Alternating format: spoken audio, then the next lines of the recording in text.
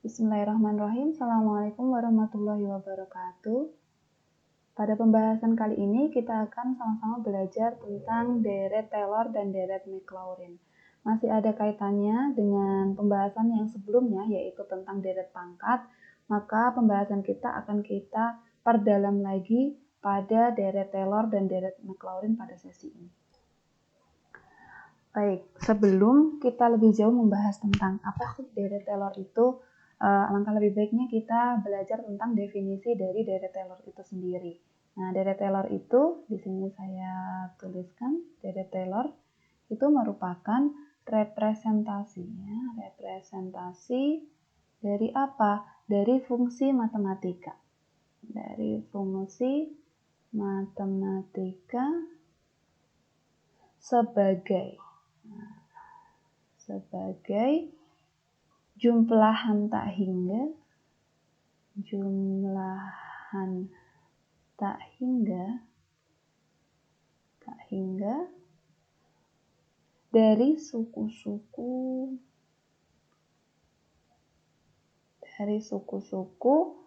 yang nilainya dihitung dari turunan fungsi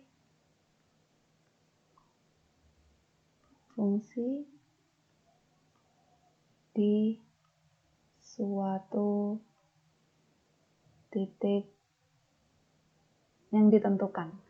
Jadi di sini deret Taylor itu apa gitu. Jadi karena kemarin sudah membahas tentang deret pangkat, maka di sini deret Taylor itu representasinya berupa deret pangkat juga. Nah, deret pangkat dari apa? Ketika kita memiliki fungsi matematika, kita bisa merepresentasikan fungsi tersebut ke dalam deret pangkat. Nah, deret pangkatnya berupa apa? Jumlahan dari berjalan dari 1 sampai tak hingga, karena kita belajar tentang deret ya, dari suku-suku yang nilainya dihitung dari turunan fungsi. Jadi kalau sudah punya fungsi, berarti ada jaminan di sini dia punya turunan. Nah, kalau ada turunan di titik di mana dia itu ditentukan, kita bisa representasikan fungsi kita dalam wujud pangkat ya. Awalnya dia bukan pangkat, deret pangkat, tapi kita bisa membentuknya dia menjadi deret pangkat ya, deret pangkat. Yang deret pangkat itu merupakan suku-suku jumlahan dari turunan-turunan yang sudah dijamin di sini bahwa deret kita sudah punya turunan. Nah, di mana turunannya itu? Di suatu titik yang sudah ditentukan ya. Terserah itu berapapun selama dia masih di bilangan real pembahasan kita gitu. Sembarang itu. Nah, dari di sini pertama kali dikenalkan oleh ilmuwan dari Inggris yaitu Brock Taylor mencoba untuk mengevaluasi bagaimana untuk merepresentasikan deret yang bukan awalnya deret pangkat untuk diubah menjadi deret pangkat. Ya, deret pangkatnya itu merupakan jumlahan dari turunan deret yang sudah dimiliki, di mana di titiknya itu turunannya itu di titik yang sudah ditentukan, begitu. Nah, ketika sudah mengetahui definisi seperti ini, jadi di sini fokus dan tujuan kita yaitu hanya untuk ya, kalau kita memiliki suatu fungsi, katakanlah suatu fungsi itu fx gitu. Nah, suatu fungsi di sekitar titik yang ditentukan, misalnya di sini di titik yang ditentukan adalah di A, ya, x-nya di A gitu. Jadi kita mau menentukan atau mencari di titik yang ditentukan yaitu di A. Nah, dari sini kita bisa mencari turunan-turunan dari fungsi kita di A. Itu setelah dicari kita bisa wujudkan dalam bentuk deret pangkat. Jadi bisa dibilang di sini fx itu bisa kita representasikan dalam bentuk polinomial. Di sini saya sebut px ya, karena apa? Di sini deret pangkat turunannya di sini wujudnya polinomial plus nanti ada juga rx di sini. Nah, polinomial di sini sifatnya ini adalah turunan ya. Jadi di sini polinomial. Nah, di sini adalah residunya. Sisanya dia gitu, sisanya dia. Jadi di sini adanya tanda sama dengan memberikan mindset di awal kita bahwa ruas kiri harus sama dengan ruas kanan. Begitu juga sebaliknya.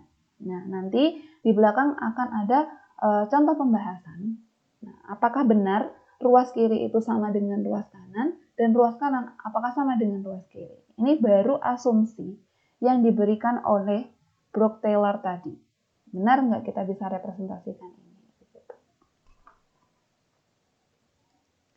Nah, secara general setelah kita tahu definisi di awal, kita bisa breakdown definisi itu, pemahaman kita jauh lebih mendalam lagi tentang kalau kita memiliki fungsi. Nah, jadi representasi awal kita memang awalnya fungsi, nanti benar nggak jadi deret, itu deret pangkat ya.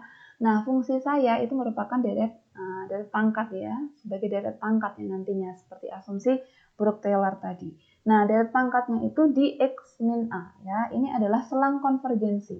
Jadi sudah ada jaminan bahwa X min A, jarak antara X dan A, itu dia merupakan sudah pasti konvergen. Kenapa jaminannya sudah konvergen di atas tadi? Bahwa fungsi kita sudah dijamin dia sudah punya turunan, dan nanti konvergensinya di turunan, di selang konvergensi ini, selang turunannya ini. Jadi ini sebagai selang konvergensinya.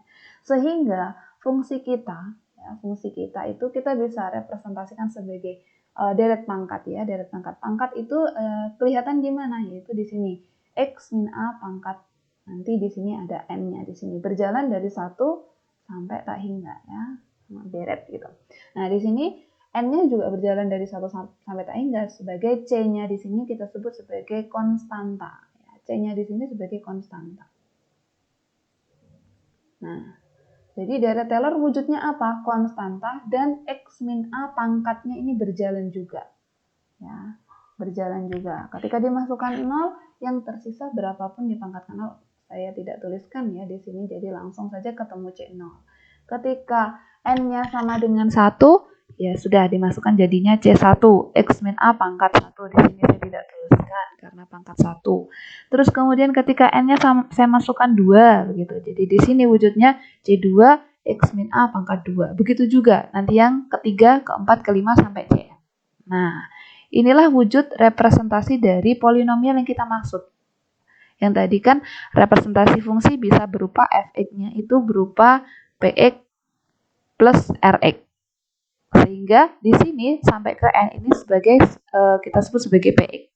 Nah, kemudian karena kami memiliki di awal X min A itu sebagai selang konvergensi atau radius dari konvergensi yang di sini saya sebut sebagai R, maka F itu dapat diturunkan pada selang. Nah, karena selang konvergensi ada area positif dan negatif, A plus dan A min. Nah, secara langsung kita bisa turunkan ya, karena dia memiliki selang konvergensi, maka bisa diturunkan. Ini turunan pertama, turunan kedua, turunan ketiga. Turunannya bagaimana? 1/1 suku kita turunkan. Ya, C0 diturunkan karena tidak ada variabel X, maka di sini hasilnya pasti tidak ada ya turunannya. Terus kemudian C1 kenapa dia di sini berdiri? Karena diturunkan terhadap X. Jadi X-nya di sini pangkat 1, jadi dia pangkat ini. Jadi diturunkan jadi pangkat 1. Jadi saya tidak tuliskan di sini ya. Yang untuk C1. Untuk C-nya N-nya sama 2. Jadi C2-nya ada. Nah, di sini diturunkan. Jadi di sini yang tersisa kan X kuadrat ya. Jadinya kalau misalnya X kuadrat nih kalau diuraikan lagi jadi ada 2C-nya di sini dan X min A-nya dia di sini jadi pangkat 1 ya. Ingat pangkat yang seperti ini harus diturunkan baik yang di dalam kurung dan yang merupakan pangkat sebagai kurung itu sendiri harus diturunkan. Yang turunan ketiga begitu juga selanjutnya. Lalu turunan kedua diperoleh dari mana? Turunan lagi, diturunkan lagi dari turunan pertama.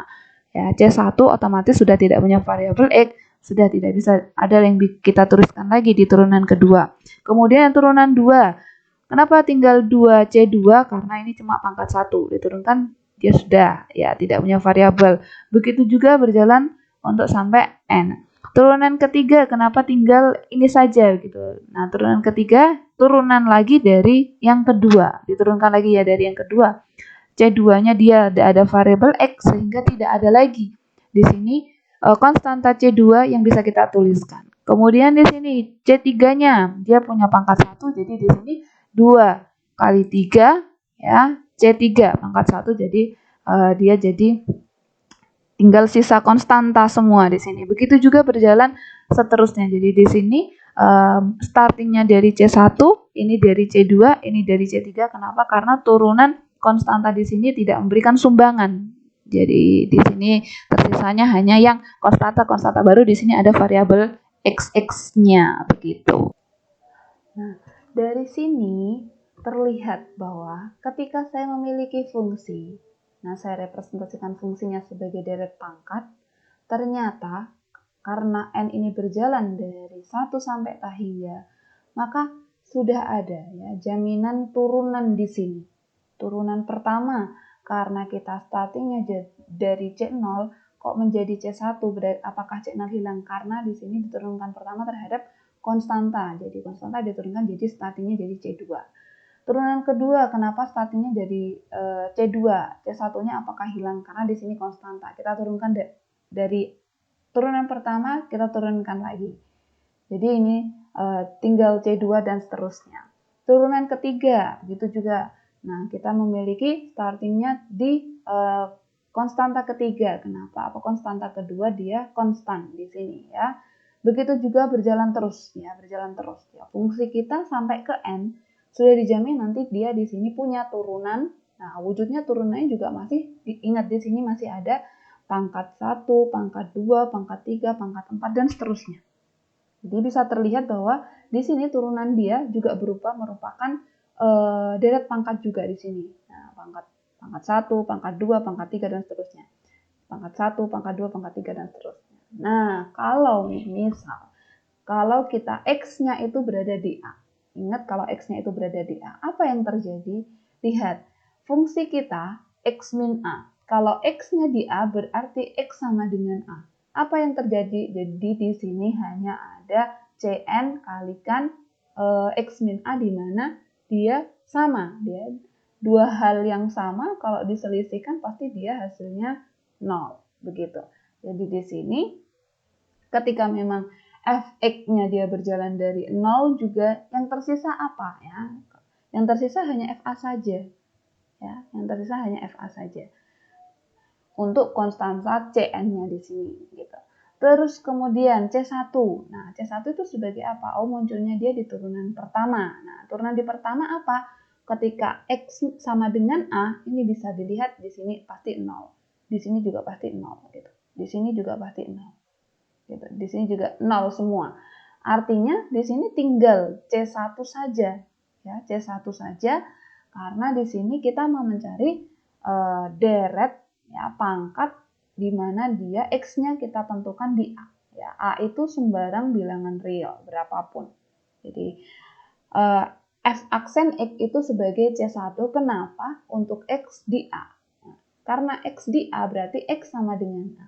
Dua hal yang sama diselisihkan pasti dia 0. Jadi di sini tidak memberikan sumbangan apa-apa terhadap F aksen X. Maka di sini C1 sebagai F aksen X-nya. X-nya di mana? Oh, di A. Ya, saya sudah minta di sini X-nya di A. Begitu juga berjalan untuk yang C2, benar nggak? Untuk C2 di sini karena X min A-nya di sini sama seperti tadi, tidak memberikan sumbangan apa-apa. Ini 0, ini 0, ini 0 semua. Jadi ya tidak memberikan sumbangan apa-apa. Yang tertinggal hanya 2C2. Di sini saya representasikan sebagai 2 faktorial. Kenapa pakai faktorial? Nanti kita lihat ritme yang ketiga biar sebenarnya 2 sama 2 faktorial kan sama begitu. Jadi F double aksen ya, F double aksen X di sini bagaimana representasinya? Ya, kedua belah pihak dibagi 2 gitu. Jadi ketemunya C2 ya turunan kedua dari A ya. Kenapa di A? Karena saya mintanya X di A per 2 faktorial. Nah, untuk yang C3 nah, sama. Ini di sini dia 0, dia 0, dia 0 di sini tidak memberikan sumbangan apa-apa. Jadi ya yang tersisa hanya ini saja C3. Nah, di sini kan ada konstanta 2 kali 3. Yang suku kedua cuma 2 saja. Suku ketiga 2 kali 3. Nanti suku keempat 2, 3, 4. Suku kelima 2, 3, 4, 5. Nah, itu adalah representasi dari nilai faktorial ya. 3 kali 2 faktorial. Gitu. Nanti suku ke-6 2, 3, 4, 5, 6. Nah, perkalian itulah yang membuat kita supaya lebih ringkas saja ya.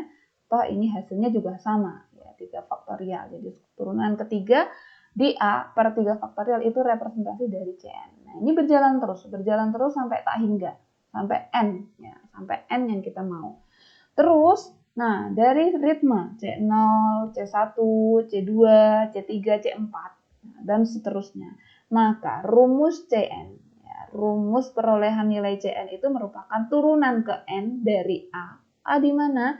Ya X yang kita kehendaki. Maka dari definisi tadi kan jumlahan tak hingga dari suku yang nilainya dihitung dari turunan, ya, turunan dari fungsi, di mana titiknya itu kita kehendaki dimanapun. Nah, sehingga di sini representasi Cn, ya, 1, 2, 3, 4, dan seterusnya, kita bisa generalisir ke dalam rumus seperti ini. Cn sama dengan turunan ke n dari A per n faktorial. Ini rumus Cn. Ya, ini rumus Cn. Jadi kita sudah punya fx. Oh, ternyata fx bisa kita ubah ke dalam bentuk pangkat. Nah, di sini bentuk pangkatnya wujudnya apa? Ya, di dalamnya itu merupakan turunan, di mana x-nya kita ketahui di sini bisa kita tentukan. X-nya di mana saja. Nah, dari sini konstantanya di sini konstanta di sini yang ada di sini C0, C1, C2 memiliki generalisir rumus ketika Cn sama dengan Fn turunan ke n, ya, f turunan ke n dari x di A, maka di sini ada A per n faktorial gitu. Ini breakdownan untuk mencari deret Taylor. Kemudian, nah, dari penjabaran dan definisi yang sudah kita kenalkan di awal bersama-sama, maka di sini jumlahan dari 0 sampai tak hingga, ya, turunan ini kan rumus Cn tadi, ya. Cn x min A pangkat n itu bisa kita breakdown, ya, tarik kesimpulan bahwa deret pangkat dari turunan-turunan tadi itu wujudnya seperti apa? Oh, ini Cn x min A pangkat n. Apa wujudnya? Ketika saya minta x min A, ya, x min A. Jadi ini selang konvergensi alias x-nya di A, maka ketemu rumus deret pangkat kita berupa FA plus F aksen A x min A. Sebenarnya ini pangkat 1, ya. Tapi saya tidak tuliskan. F double aksen A per 2 faktorial ini kan C2. Ini sebagai C2, ini sebagai C2 tadi. Nah, ini sebagai C1 yang sudah kita ketahui di awal tadi. X min A pangkat 2. Nanti di sini ada C3 X min A pangkat 3. Ada C pangkat 4 X min A pangkat 4. Gitu. Kenapa di sini sampai berjalan N. Ya, turunan ke N, nah ini sebagai konstanta Cn-nya X min A pangkat N. Itu begitu. Jadi C-nya tinggal disubstitusikan ke dalam kesimpulan persamaan deret pangkat. Ya, awalnya kan di sini cuma ada Cn, ya, Cn di sini. Tapi kita representasikan dalam, karena Cn tadi sudah diketahui rumusnya, dimasukkan saja. Nah, ini C1-nya juga ada C0, C1, C2, C3 sampai Cn. Nah, deret yang kita lihat ini di atas itu disebut sebagai deret Taylor dari fungsi, ya. Fungsinya sembarang ini. Terserah mau sin E kah, apakah begitu, terserah, ya. Fungsi f, ya, berupa sin x itu tadi contoh di titik A. Terserah A itu di mana? 1, 2 sembarang bilangan real masuk di sini. 3, 0, 5 terserah, ya, sembarang bilangan real. Jadi ini deret yang sangat general. Ruang lingkupnya juga cukup luas dan cukup jangkauannya juga cukup terukur karena di sini ada selang konvergensinya x di A, ya, berapapun itu A. Nah, itu tadi deret Taylor. Kemudian ada kasus spesifik lagi, ya. Sepertinya ini adalah pekerjaan yang jauh lebih awal daripada Taylor sepertinya gitu. Kenapa? Karena di pembahasan ada perkenalan lagi di deret Maclaurin kita sebut. Nah, itu apa? Kasus khusus ketika A-nya itu hanya berlaku di 0. Di sini A-nya kan sembarang bilangan real, berapapun, ya, minta hingga sampai tak hingga. Tapi di sini untuk kasus A-nya khusus untuk 0. Nah, deret ini cukup disebut dengan deret Maclaurin. Jadi kalau misal ada kasus, tentukan deret Maclaurin di Fx-nya sama dengan X gitu, ya. Fx sama dengan X. Nah, tidak usah bertanya.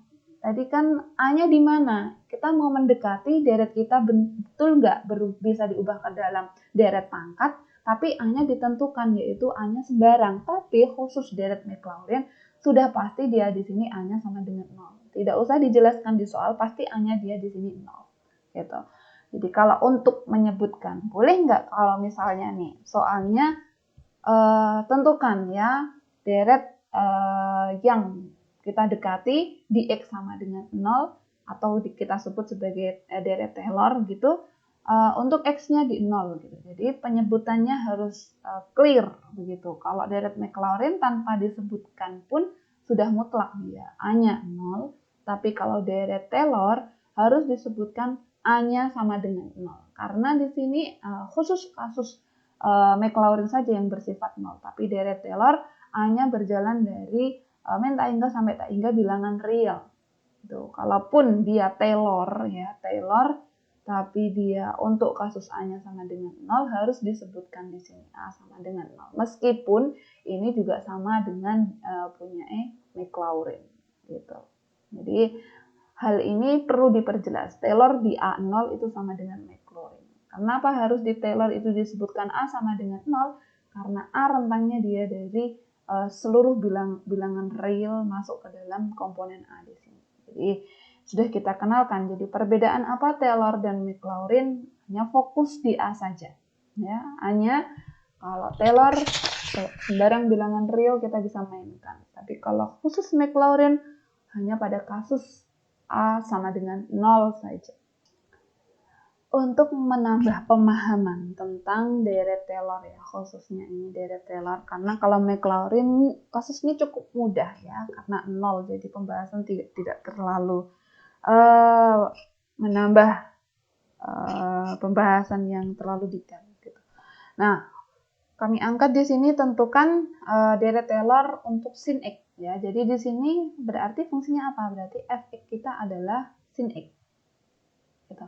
Ingat representasi dari deret yang awalnya dia tidak pangkat, kata si Taylor ini bisa kok diubah dalam wujud pangkat. Tapi dia di sini pakai apa gitu? Jumlahannya deret itu berupa turunan-turunan dari fungsi yang kita miliki di titik ya, di titik A. Nah, ini A-nya ini sebagai titik yang saya mau. Ini berapapun. Saya boleh minta 1, 2, 8, 17, 90 derajat atau berapapun, terserah di sini. Ya, terserah. Jadi di sini f(x)-nya sama dengan sin X. Nah, ini turunannya. Jadi turunannya. Jadi f(x) punya turunan pertama, kedua, ketiga, keempat. Sehingga konstantanya yang tadi sudah kita cari rumusnya, ketemu C1, C2, C3, C4.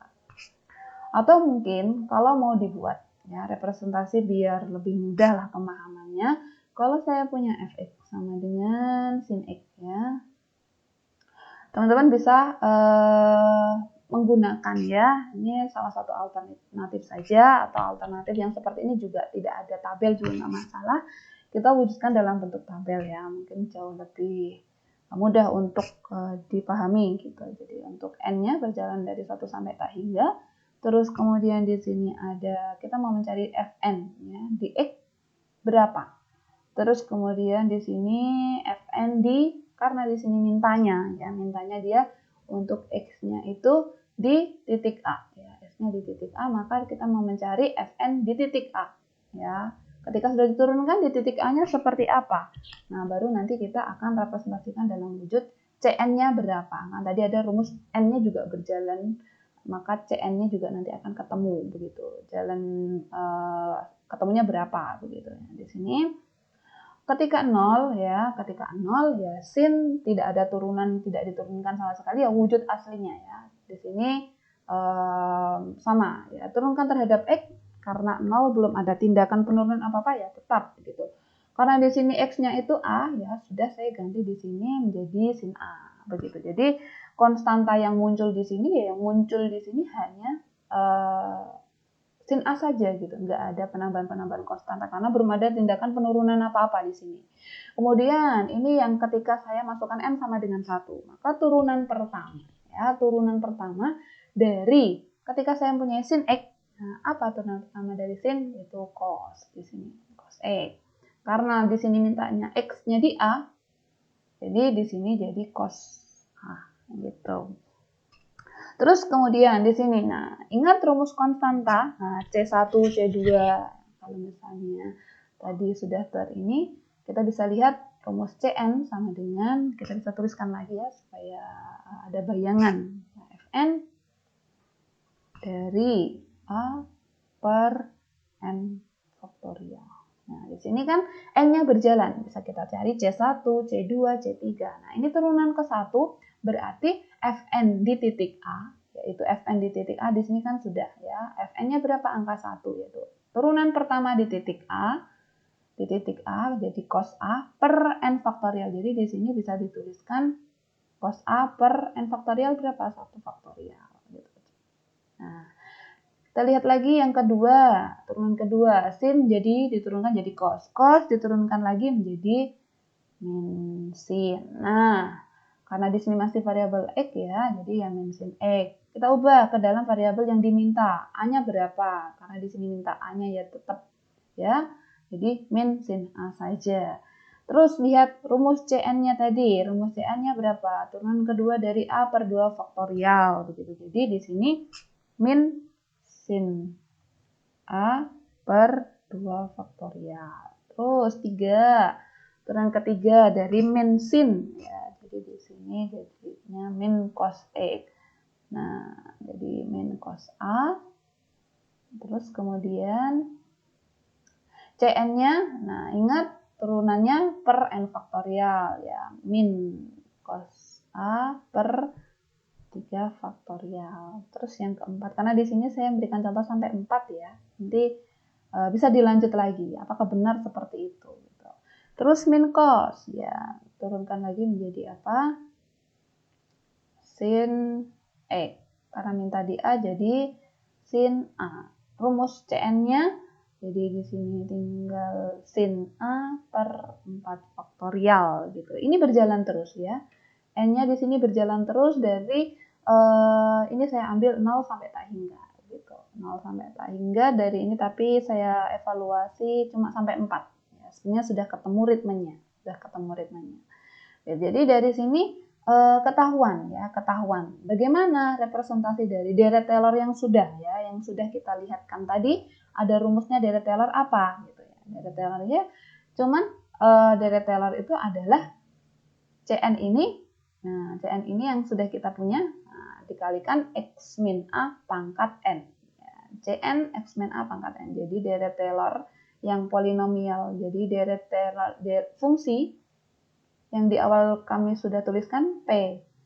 Itu bisa berubah dalam wujud polinomial dan dia sisanya di sini. Nah, polinomial ini wujudnya berupa apa? Si deret Taylor memberikan bahwa di sini Cn X min A pangkat N. Nah, N-nya berjalan. Karena kita sudah ketemu nih, C1, C2, C3, C4. Kita sudah ketemu. Tinggal dimasukkan saja. Cn-nya berapa? Oh, karena pertama masih sin A di sini. Terus kemudian, yang suku pertama, berarti C1 X min A pangkat 1. C1-nya berapa? Oh, cos A per 1 faktorial. Karena di sini 1 faktorial saya tidak tuliskan ya. Kalau mau dituliskan juga nggak patah. Ujung-ujungnya tidak merubah ya, cos A X min A pangkat 1 ini juga gitu.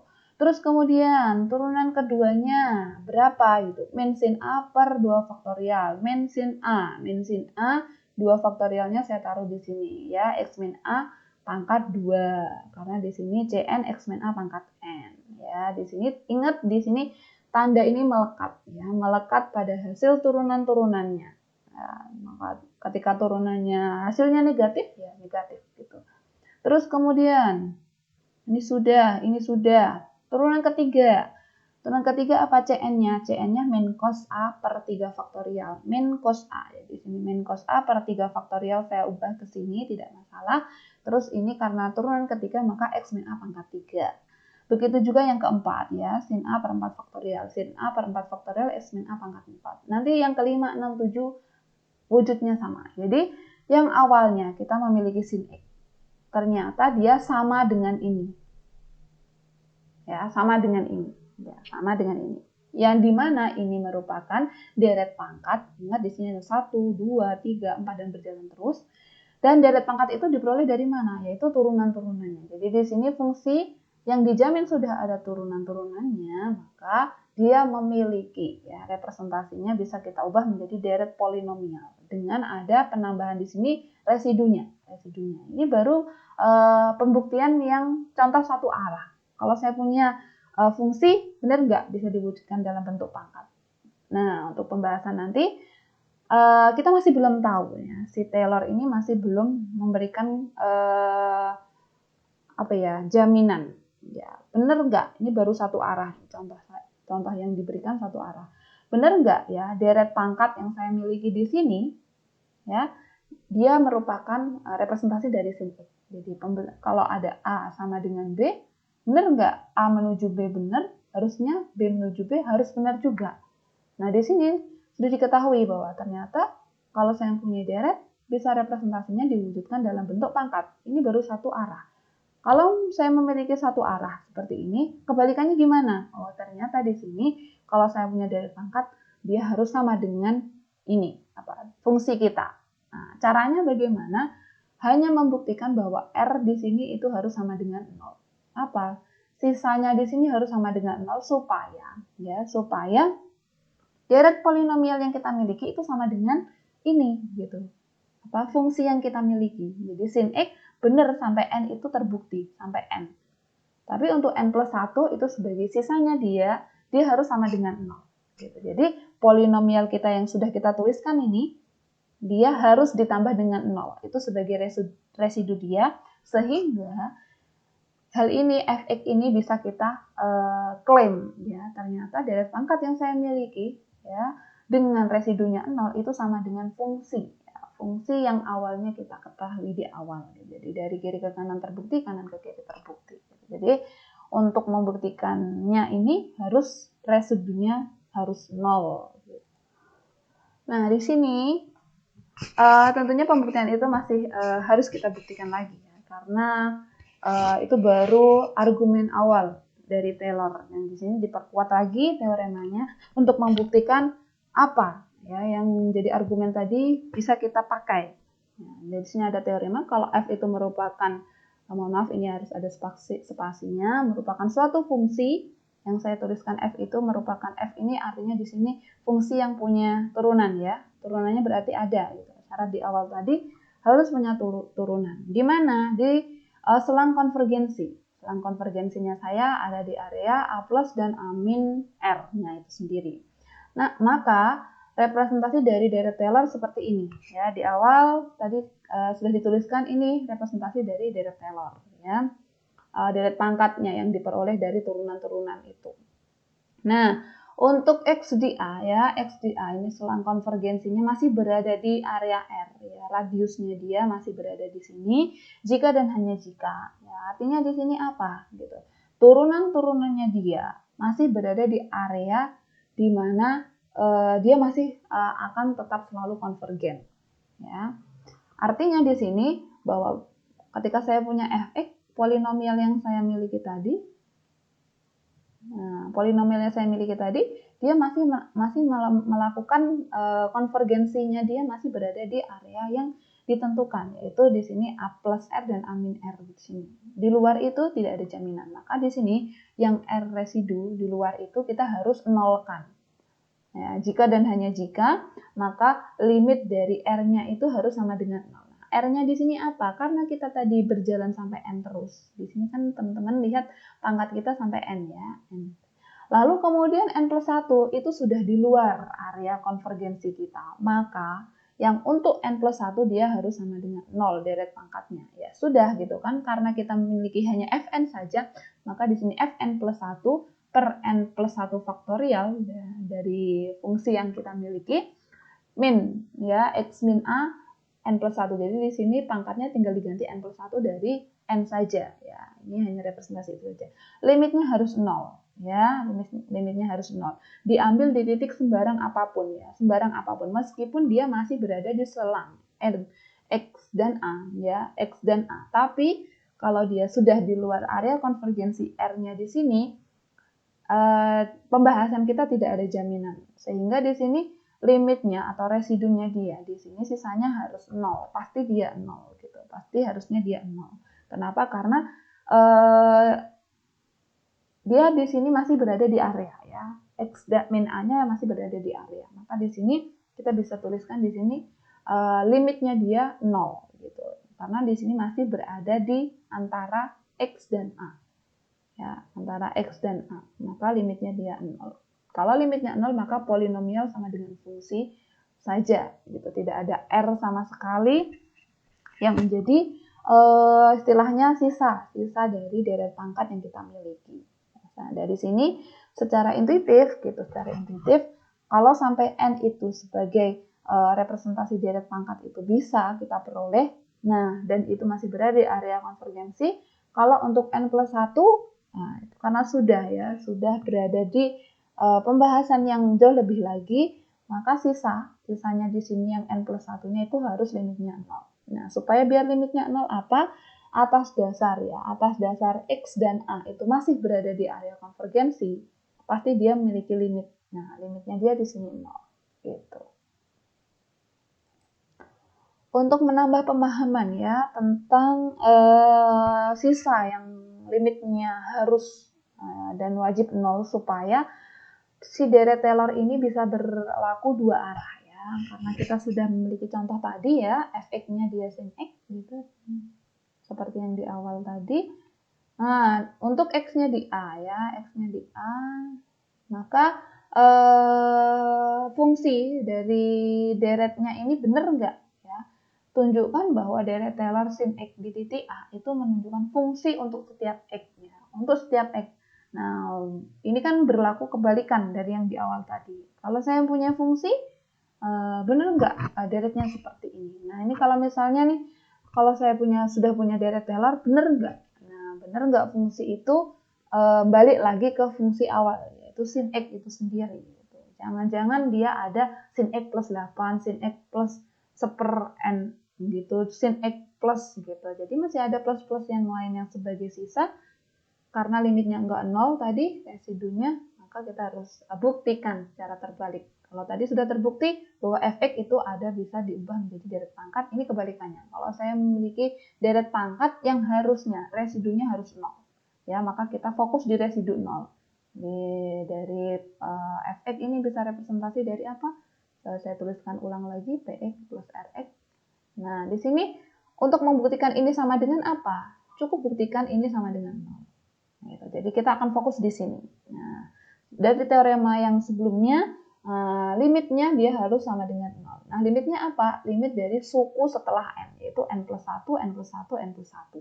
Ini bentuk deret pangkat tepat 1 di angka setelah pangkat turunan ke n. Yaitu karena fx sin x, maka berikut ini kemungkinan karena saya punya sin x, jadi kemungkinan kesekian sekian turunannya itu hanya wujudnya cos, sin, min cos atau min sin ya.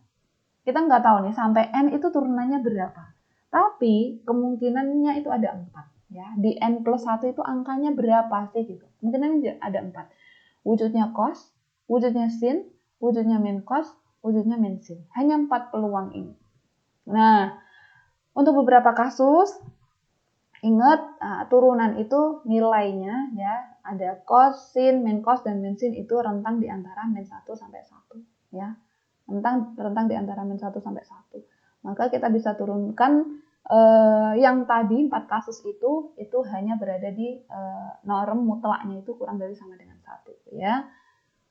Bisa kita tuliskan seperti ini ya. Nilai sin cos itu kan mentok di angka min 1 dan 1. Nah, oleh karena itu pasti di sini Rnx-nya dia lebih besar daripada 0 dan harus kurang ya. Kenapa kurang? Karena dia mentok di angka 1 di sini. Ya, mentok di angka 1 di sini. Jadi dia dibatasi di sini. Nah, selanjutnya batas ini benar nggak dia isinya berapa? Batasnya di sini gitu. Batasnya di sini berapa gitu. Karena dia terbatas pada angka 1, bener nggak Rx-nya kalau dimasukkan n plus 1, n plus 2, n plus 3, kasus khusus di sini, khusus tepat setelah n plus 1 yang paling dekat saja. Gitu. apakah ini hasilnya berapa begitu. Benar nggak limitnya 0 sesuai dengan apa yang kita mau. Kita lihat. Karena di sini ada X ya, X dipangkatkan N. Berarti nanti ada X, mutlak X. Katakanlah berapapun A-nya, di sini N plus 1. Berjalan terus ya, mutlak X pangkat 1, mutlak X pangkat 2, mutlak X pangkat 3, mutlak X pangkat 4, per ya, di sini ada N plus 1 faktorial. Nah, ingat di sini N-nya berjalan besar ya, N plus 1. Jadi di sini penyebutnya besar. N-nya berjalan gitu. Berdasarkan uji limit ya, uji limit teman-teman. Jadi di sini kalau dilimitkan, ketika di sini hanya sebagai X-nya itu sebagai angka utamanya dan N itu hanya sebagai pangkat, maka di sini lebih besar penyebutnya N-nya di sini sebagai bilangan utamanya yang berjalan terus. Sehingga berapapun bilangan yang di atas ini dibagi N yang berjalan terus sampai tak hingga ya, tak hingga itu kan banyak sekali. Sehingga berapapun dibagi banyak sekali nanti akan menuju ke 0 ya, akan menuju ke 0. Sehingga limit di sini ya, jari-jari ya, sisanya kita di sini dia lebih besar daripada 0. Nah, lebih besar daripada 0 dan dia ternyata di sini limit yang membatasi dia di sini kurang dari sama dengan 0. Bilangan yang lebih dari 0 dan kurang dari sama dengan 0 ya pasti 0 itu sendiri. Nah, dari sini terbuktinya deret Taylor yang diubah menjadi deret pangkat dari turunan-turunannya, ternyata sisanya di sini juga 0. Kita bisa tarik kesimpulan deret pangkat merupakan juga kalau dijumlahkan dari turunan-turunannya itu merupakan representasi dari fungsi yang kita miliki. Jadi bisa berlaku dua arah. Jadi kalau contoh pertama tadi baru satu arah, ini yang pembuktian contoh yang kedua. Ternyata bisa berlaku dua arah karena dengan menunjukkan sisanya dia 0, berarti yang berlaku hanya PX-nya saja. Tepat di angka suku N plus 1, ternyata dia limitnya 0. Jadi sangat di sini kecil, berapapun nilainya di sini dibagi ya, tak hingga di sini banyak sekali gitu. Jadi berjalan ya. Ada yang mendahului ketika sudah pada suku pertama, ada yang mendahului suku kedua, suku ketiga. Di sini N plus 1. Ya, N plus 1 faktorial yang lebih besar. Jadi berapapun dibagi yang lebih besar pasti hasilnya 0. Begitu. Nah, di sini saya hanya menyinggung sedikit saja tentang Maclaurin karena pembahasannya cukup mudah karena X-nya di 0. Jadi dari deret Taylor yang sudah kita miliki di atas, sin X. Nah, kalau dilihat di sini berarti dia hanya suku yang untuk yang kasus sin X saja. Ini yang pangkatnya yang pangkat ganjil saja. Berbeda dengan deret Taylor tadi, sin X wujudnya dia ada pangkat 0, 1, 2, 3, 4, dan seterusnya. Tapi kalau ketika dia untuk X-nya di 0, untuk suku-suku yang pangkatnya genap, ternyata dia memberikan angka 0. Ya, pangkat genap dia hasilnya 0. Jadi di sini pangkat 2, 4, 6, dia tidak menyumbangkan ke dalam deret Maclaurin. Jadi lebih kompleks ya, lebih kompleks si Taylor daripada Maclaurin. Karena Maclaurin hanya pembahasannya kasus khusus saja, di X sama dengan 0. Silahkan untuk latihan bisa dicoba di sin X, cos X, sin hiperbolik, dan cos hiperbolik untuk mencari deret Taylor dan Maclaurin seperti apa representasi deret pangkatnya itu. Gitu. Itu tadi pembahasan terkait deret Taylor dan deret Maclaurin. Dari sini kita bisa menambah wawasan ternyata fungsi yang awalnya bukan merupakan deret pangkat, kita bisa representasikan dalam deret pangkat dengan menggunakan turunan-turunannya. Jadi sudah dijamin ada turunannya, jadi turunan-turunannya kita bisa manfaatkan. Gitu. Begitu juga terbaliknya. Gitu. Kalau kita memiliki fungsi, bisa kita wujudkan dalam polinomial. Apakah polinomial ini merupakan fungsi juga? Kita hanya menunjukkan bahwa polinomial ditambah dengan sisanya tadi, dia harus cukup fungsi. Oleh sebab itu, sisanya itu harus sama dengan 0. Ya. Jadi kita limitkan sisanya sehingga terbukti. Jadi berlaku dua arah. Jadi Taylor bisa kita gunakan. Teorinya untuk kasus X di 0, kasus khusus, maka di sini kita sebut sebagai deret Maclaurin. Semoga dapat membantu pemahaman. Mohon maaf atas segala kekurangan dan kesalahan. Terima kasih. Wassalamualaikum warahmatullahi wabarakatuh.